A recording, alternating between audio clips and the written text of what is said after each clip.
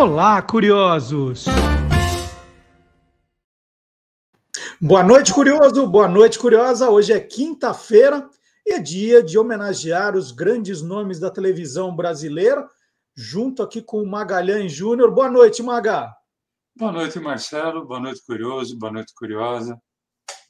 E hoje é uma homenagem mesmo, né? Porque, como diria Rolando Boldrin, que já apareceu em muitos programas nossos aqui, né? Um grande contador de causos, tem uma frase do Rolando Boldrin que diz que tem gente que vai embora antes do combinado, né, Maga?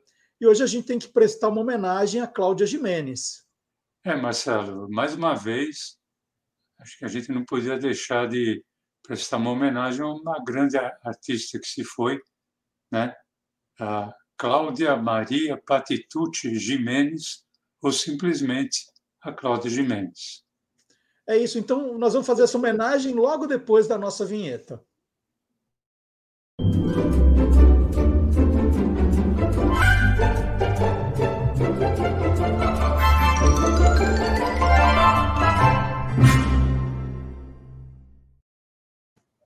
Bom, Maga, a Cláudia Gimenez, ela já fez muito na televisão, né? Muito de muita coisa, né? Exatamente, Marcelo. Olha, a Cláudia, que nasceu no Rio de Janeiro, né, carioca da Gema, 18 de novembro de 58, nos deixou agora no dia 20 de agosto. Ela foi atriz de teatro, atriz de televisão, de cinema, foi autora, garota propaganda, dubladora, diretora. Ela era uma artista multifacetada. O Maga, várias vezes você comentou aqui no nosso podcast, né, que existe uma diferença entre humorista e comediante.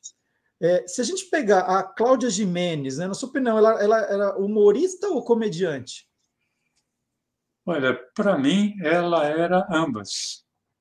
E deixar uma coisa bem clara, quem faz mesmo essa diferenciação sou eu, né?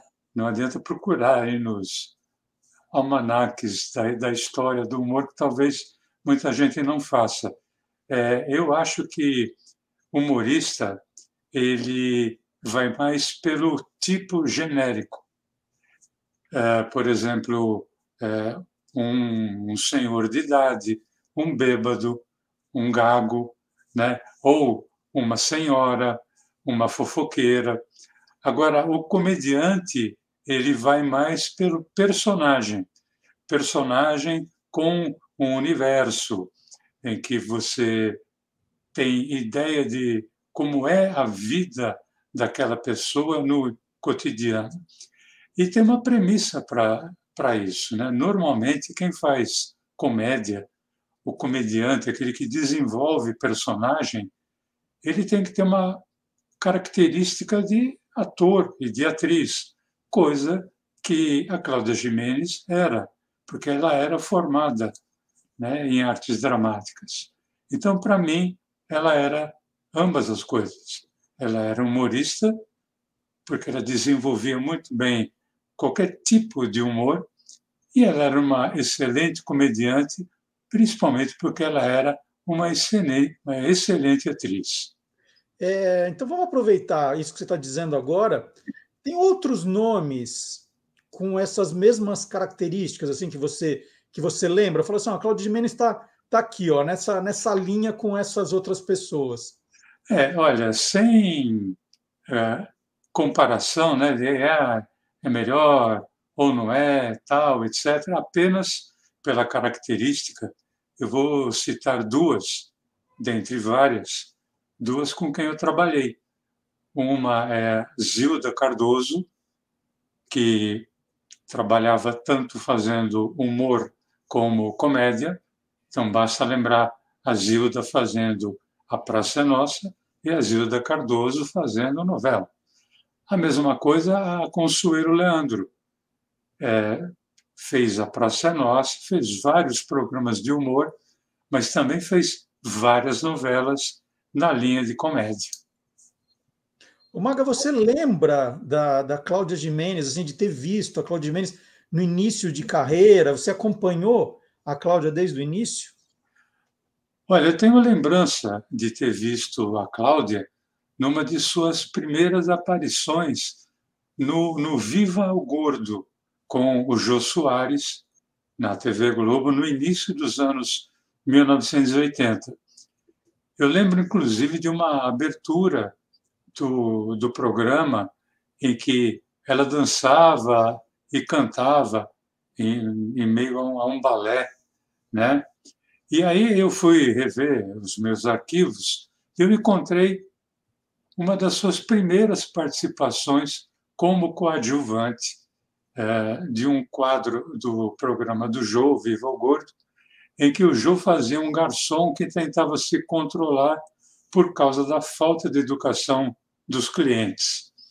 E naquela pequena cena, já com a Cláudia Gimenez como coadjuvante, já dava para se ver o seu talento como atriz, porque ela não dava apenas o texto, ela reagia de acordo com a situação.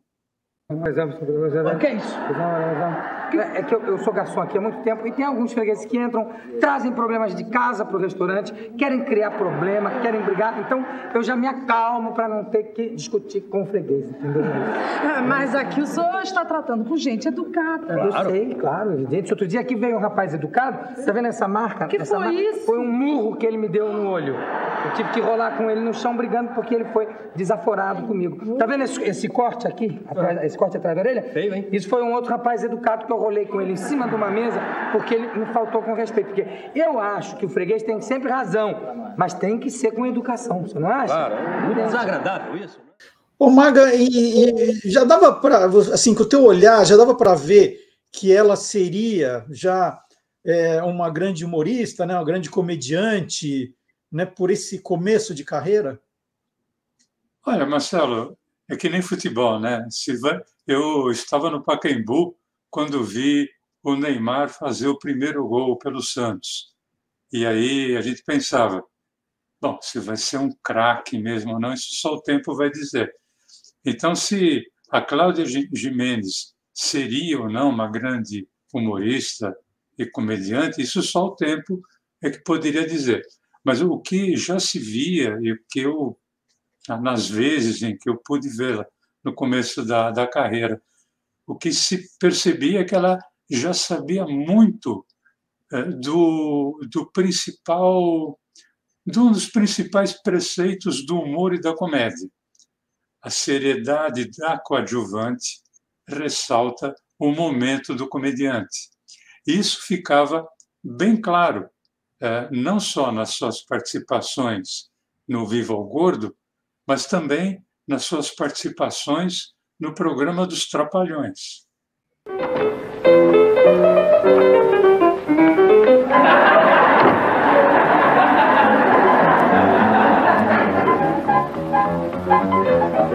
Classificado.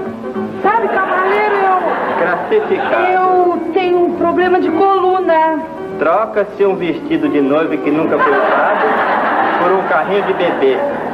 Senhora? Eu tenho problema de coluna. Eu também tenho, dona. Sabe, eu jogo na coluna 1, coluna 2, só dá do meio.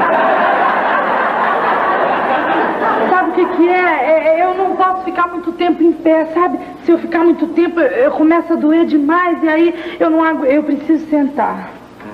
Sentar com o que Deus lhe foi servido? É problema de saúde.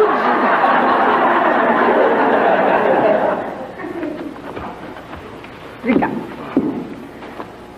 O senhor machucou o pezinho, foi? Não, senhora, é fantasia pro carnaval. Maga, o Jô Soares, né, ele sempre usou muito essa coisa da característica física dele, né, do vivo gordo, manda um beijo, aquela coisa toda. A Cláudia, a gente viu, né, que com o tempo ela foi se moldando, aí foi fazendo sucesso na comédia, no humor. Ela usou essa questão da característica física nisso, os roteiristas usavam isso para fazer humor, essa que a gente chama de humor físico. Como era isso com a Cláudia? Eu acho que não teve não, viu, Marcelo? E eu vou recorrer a 2 exemplos de outras atrizes, também comediantes. Uma foi a Etty Fraser, nós já falamos dela aqui, que brilhou muito em novelas em tom de comédia. Ela era uma atriz obesa, mas a graça da comédia feita pela Etty Fraser nunca esteve ligada à sua obesidade. Da mesma forma, a atriz Dirce Miliaccio, a irmã do ator e comediante Flávio Miliaccio, era uma atriz assim do tipo mignon. Aliás, era muito mignon. Mas a sua comicidade em televisão nunca esteve ligada à sua altura. Nem quando ela foi uma das 3 irmãs Cajazeira, na novela O Bem Amado, ou quando ela foi uma velhinha chamada Dona Nena, na novela Nino Italianinho, ou mesmo quando ela foi a boneca Emília, na primeira versão global do Sítio do Pica-Pau Amarelo, na TV Globo, em 1977. Então, no caso da Cláudia Giménez, o seu aspecto físico ficava em segundo plano, justamente por causa aí do seu talento natural para o humor e para a comédia. Eu acho que a maior prova disso foi o seu primeiro grande personagem de sucesso em humor, que foi a sexy e sensual aluna, a Dona Cacilda, que foi um dos personagens mais emblemáticos da escolinha do professor Raimundo. Maga, no começo da nossa conversa hoje, né, você estava listando ali os trabalhos que a Cláudia fez na televisão, você falou garota propaganda. Isso foi algo marcante mesmo? Olha, eu acho que foi bem marcante, né? Principalmente porque foi como garota propaganda a sua primeira aparição em TV. Eu não sei exatamente qual foi a propaganda, né? Mas, de uma forma geral, os comerciais feitos pela Cláudia sempre tinham uma característica cômica, né? Porque ela tinha muita facilidade de transformar qualquer texto em uma cena leve. Então, ela faz parte, por exemplo, de um time que tem Maria Vidal, uma das primeiras comediantes da TV brasileira, que bastava falar, seja lá o que fosse, que as pessoas achavam graça. Ela foi uma das primeiras comediantes que eu vi, né? E era uma coisa natural. E eu acho que isso ficou muito marcado na Cláudia Giménez em algumas propagandas que ela fez, como, por exemplo, uma no final dos anos 1990, que foi um comercial para divulgar um serviço gratuito de webmail, era o Zipmail, e o comercial estilo Romeu e Julieta, interpretado pela Cláudia Giménez e pelo Marcelo Novaes. Oh, Julieta, por que é sempre tão difícil te encontrar? Agora é fácil, Romeu. Eu tenho Zipmail, um moderno serviço de e-mail.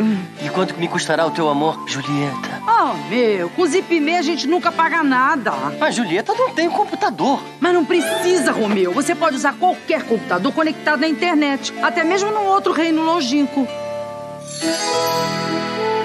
Não é possível, Romeu. Por que você ainda não mandou as mensagens pro meu Zipmail? Oh, Julieta, eu sei que o Zipmail é totalmente gratuito, que eu posso acessar de qualquer computador conectado à internet, mas... Deixe seus pais pegarem minhas mensagens. Mas o Zipmail é super seguro. Além do mais, só eu sei a minha senha. Nosso romance ficará para sempre em segredo. Zipmail, o e-mail que vai onde você está. Viu como é zip? Ô Maga, e sempre que a gente fala de humor e comédia, né, você fica comentando um pouco dos bastidores, né, você fala muito dos cacos que os grandes nomes colocam ali no texto. A Cláudia Giménez era daquelas que respeitava o texto direitinho ou também gostava de uma improvisação? Olha, na minha opinião, a Cláudia Giménez pertence a uma geração, Marcelo, que surgiu para o humor e a comédia quando o rádio vinha perdendo já força em termos de programas de humor. Antes da geração da Cláudia, era comum comediantes surgirem primeiro no rádio e, por causa disso, serem muito mais fiéis ao texto do que ao trabalhar com improviso. Um exemplo que eu posso citar é o da grande Emma Dávila, né? Irmã do Walter Dávila, também maravilhoso. A Emma era uma excelente comediante, mas sempre de texto, porque ela começou no rádio e vinha com essa característica. Diferente, por exemplo, de duas atrizes que surgiram ali mais ou menos na mesma época da Cláudia Giménez, a Ingrid Guimarães e a Heloísa Périssé. Elas que começaram em teatro juntas, ali com a peça Cócegas, e na TV, também juntas numa série chamada Sob Nova Direção. Então, ambas abriam muito espaço para o improviso. E a Cláudia Giménez não foi diferente, né? Ela respeitava muito o texto, mas como ela já era de uma geração que não tinha a referência do rádio, ali daquela fidelidade ao texto, ela trabalhava de uma forma muito tranquila com o improviso. Eu acho que a maior prova disso ficou por conta ali do seu grande sucesso como a empregada Edileuza na série Sai de Baixo, né? Por exemplo, numa mesma cena, ela era capaz de seguir o texto, dar a piada pontualmente, como deveria ser dado, e no instante seguinte ela colocar um caco capaz de resultar aplausos da plateia. Magda, estamos feios.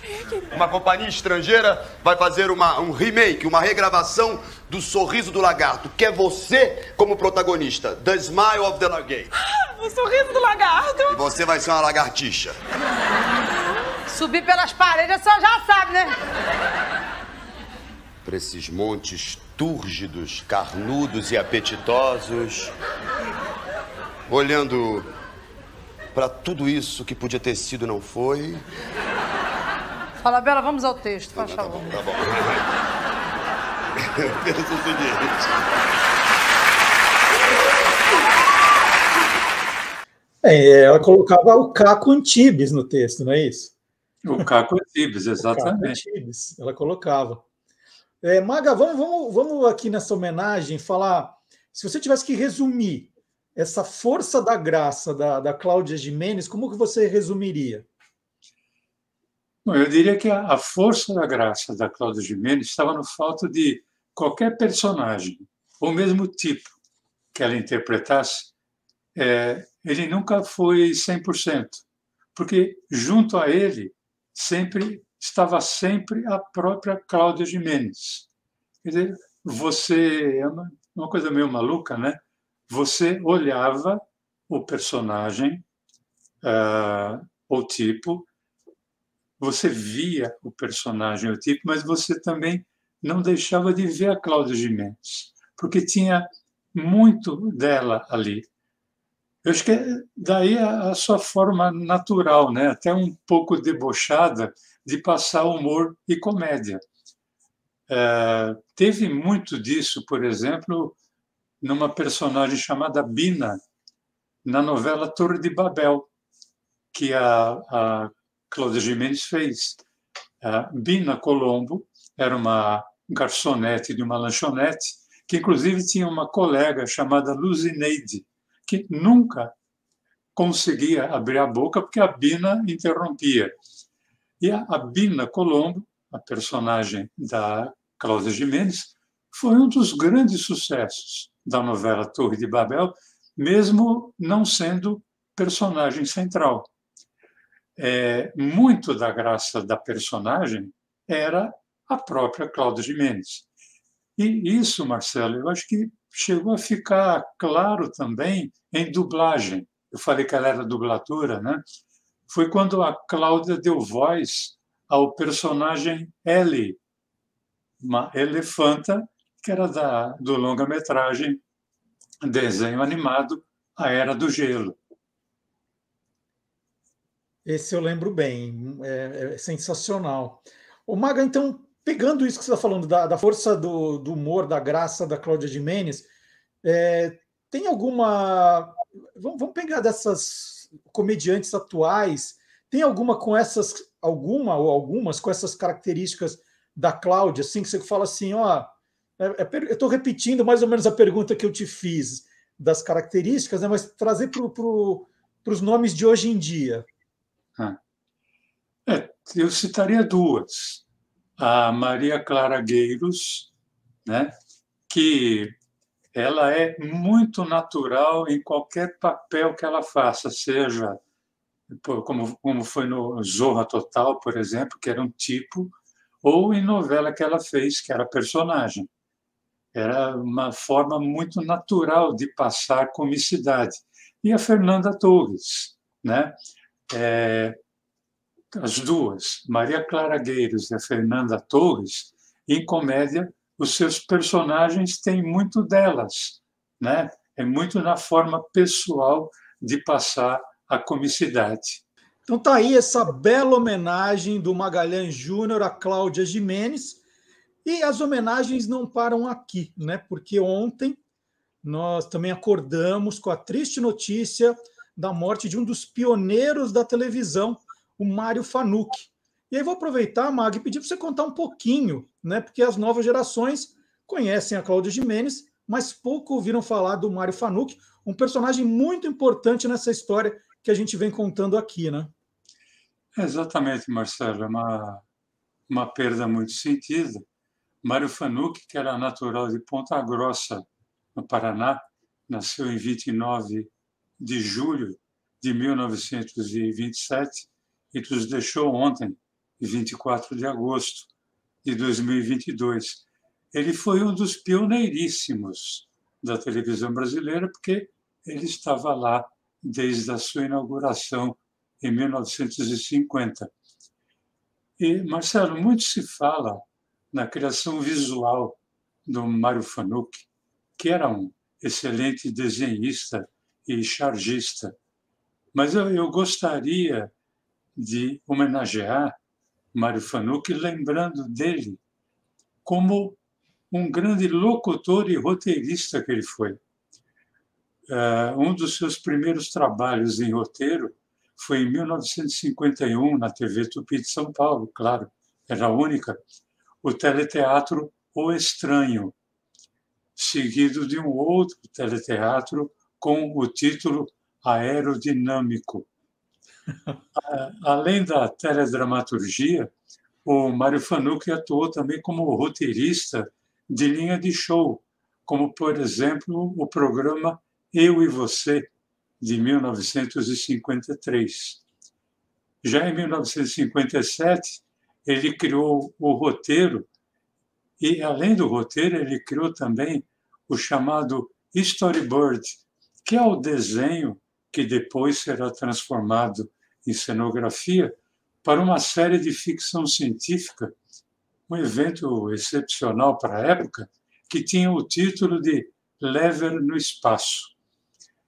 E como eu falei antes, a sua voz potente também foi marcante como locutor de comerciais em TV.